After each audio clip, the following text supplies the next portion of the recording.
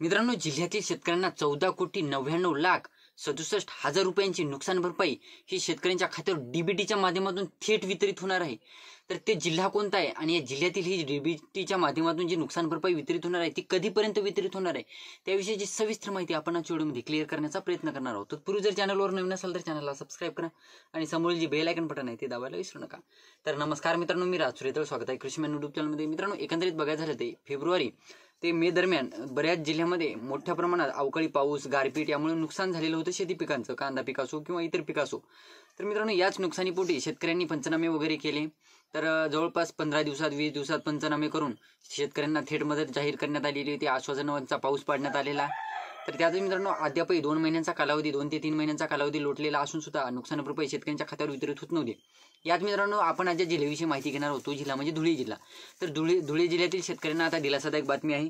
तर धुळे जिल्ह्यातील जे जवळपास जे शेतकरी आहे 14,000 म्हणजे जवळपास शेतकऱ्यांसाठी 14,99,62,62,62 रुपयांची जी मदत आहे ती शेतकऱ्यांच्या खात्यावर थेट डीबीटीच्या माध्यमातून वितरित होणार आहे। तर एकंदरीत बघायचं झालं मित्रांनो, ज्या शेतकऱ्यांचं एप्रिलमध्ये ज्या शेतकऱ्यांचं नुकसान झालेलं होतं अशा शेतकऱ्यांना जवळपास बघायचं झालं तर 11,43,09,000 रुपयांची मंजुरी ही देण्यात आलेली आहे डीबीटीच्या माध्यमातून वितरित करण्यासाठी। त्यासाठी एप्रिल महिन्याच्या नुकसानीसाठी शेतकरी पात्र ठरवण्यात आलेले आहेत। 12,215 शेतकरी हे पात्र ठरवण्यात आलेले आहेत पूर्ण धुळे जिल्ह्यामधून, असं नाही की आमच्या मंडळातील, आमच्या तालुक्यातील वगैरे वगैरे। त्यानंतर मित्रांनो, मे महिन्यातील नुकसानीपोटी जवळपास बघायचं झालं तर 3,742 शेतकरी हे पात्र ठरवण्यात आलेले आहेत मे महिन्याच्या नुकसानीसाठी। आणि त्या शेतकऱ्यांसाठी जवळपास 3,56,53,000 रुपयांची मदत ही जाहीर करण्यात आलेली आहे।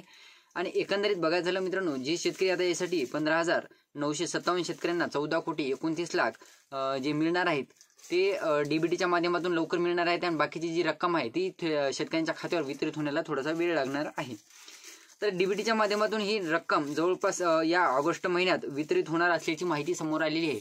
एक्झॅक्ट डेट फिक्स तर नाही, परंतु ऑगस्टमध्ये ही जी रक्कम आहे ती शेतकऱ्यांच्या खात्यावर वितरित होणार असल्याची माहिती समोर आलेली आहे। आणि डीबीटीच्या माध्यमातून ही जी रक्कम आहे ती ज्या शेतकऱ्यांचं डीबीटी ॲक्टिवेट नाही अशा शेतकऱ्यांच्या खात्यावर वितरित होणं पॉसिबल नाही हे देखील स्पष्टपणे सांगण्यात येत आहे। म्हणजे तुम्हाला वाटेल बाबा रक्कम वितरित होत असताना डीबीटी नसलं तर रक्कम वितरित झाली तरी नंतर आपण डीबीटी केल्याच्या नंतर आपल्या खात्यावर ही रक्कम वितरित होईल।